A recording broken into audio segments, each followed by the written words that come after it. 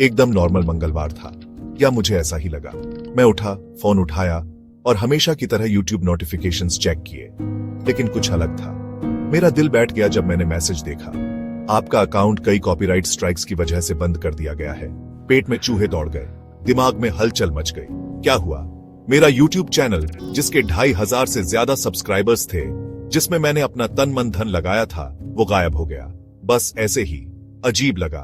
वो सारी रातें एडिटिंग करते हुए, मेरे प्यारे व्यूअर्स के साथ वो सारी बातचीत, वो सारी यादें, सब खत्म। मैं खोया हुआ सा महसूस कर रहा था। मैंने अपना चैनल 2 साल पहले शुरू किया था, क्योंकि मुझे लोगों को हंसाना बहुत पसंद है। बचपन से ही हंसी मजाक मेरी जिंदगी का एक बड़ा हिस्सा रहा है। मैं स्टैंड अप कॉमेडी का बहुत बड़ा फैन हूं, फनी स्किट्स का, और ऐसी कोई भी चीज जो हंसा दे। मेरा मानना है कि हंसी एक ऐसी भाषा है जो सबको जोड़ती है। मेरा चैनल हंसी की खुशी दुनिया के साथ बांटने के लिए था। मैं एक ऐसी जगह बनाना चाहता था जहां लोग अपनी चिंताओं से दूर हो सकें, भले ही कुछ मिनटों के लिए ही सही। मैं अपने पसंदीदा शोज के मजेदार हिस्से काटकर छोटे छोटे वीडियो बनाता था। ये एक प्यार का काम था। घंटों एडिटिंग करता था ताकि टाइमिंग बिल्कुल सही हो।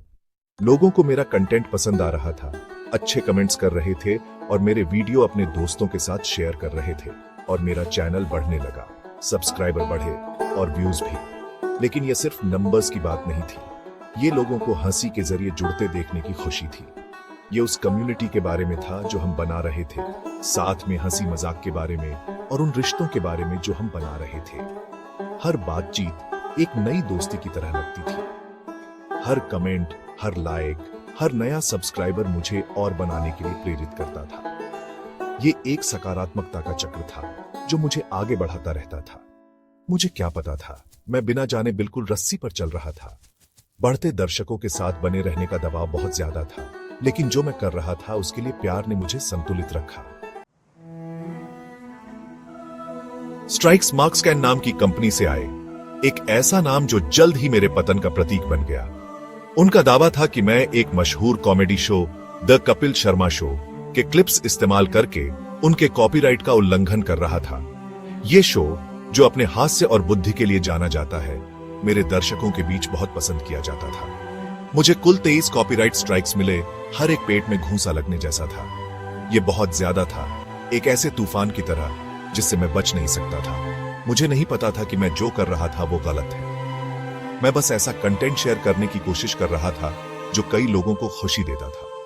मुझे लगा कि मैं फेयर यूज के अंतर्गत आता हूं, कमेंट्री और मनोरंजन के लिए छोटे क्लिप्स का इस्तेमाल कर रहा हूं। मैं बहुत निराश था, कानूनी भाषा समझ नहीं आ रही थी और मैं खोया हुआ सा महसूस कर रहा था। मुझे लगा कि मैंने अपने दर्शकों को, अपने समुदाय को, खुद को निराश किया है। निराशा का बोझ बहुत भारी था और इसे सहना मुश्किल था। मेरा चैनल, इंटरनेट पर मेरा छोटा सा कोना गायब हो गया, एक सबक बनकर रह गया। कॉपीराइट कानून की जटिलताओं और डिजिटल कंटेंट बनाने की नाजुकता का ये एक कठोर सबक था। चौथा भाग, यूट्यूब के कॉपीराइट सिस्टम को समझना। यूट्यूब के कॉपीराइट सिस्टम के बारे में बात यह है, यह गंभीर मामला है। जब मार्क्सकैन जैसे कॉपीराइट धारक को लगता है कि कोई उनकी अनुमति के बिना उनके कंटेंट का इस्तेमाल कर रहा है, तो वे कॉपीराइट स्ट्राइक जारी कर सकते हैं। 3 स्ट्राइक और आपका चैनल गायब। फेयर यूज एक जटिल चीज है। यह कमेंट्री, आलोचना या पैरोडी जैसी चीजों के लिए बिना अनुमति के कॉपीराइट सामग्री के सीमित उपयोग की अनुमति देता है, लेकिन ये रेखाएं धुंधली हो सकती हैं और YouTube के एल्गोरिदम हमेशा इसे सही नहीं समझते। 5वां भाग, एक नई शुरुआत और एक सबक। अपना चैनल खोना बहुत बुरा लगा। ऐसा लगा जैसे मेरी सारी मेहनत और लगन पल भर में गायब हो गई। कंटेंट बनाने, अपने दर्शकों के साथ जुड़ने और एक कम्युनिटी बनाने में बिताए अनगिनत घंटे बर्बाद हो गए। लेकिन पता है क्या, ये एक चेतावनी थी। इसने मुझे अपनी यात्रा पर विचार करने और यह समझने के लिए मजबूर किया कि मैंने कहां गलती की।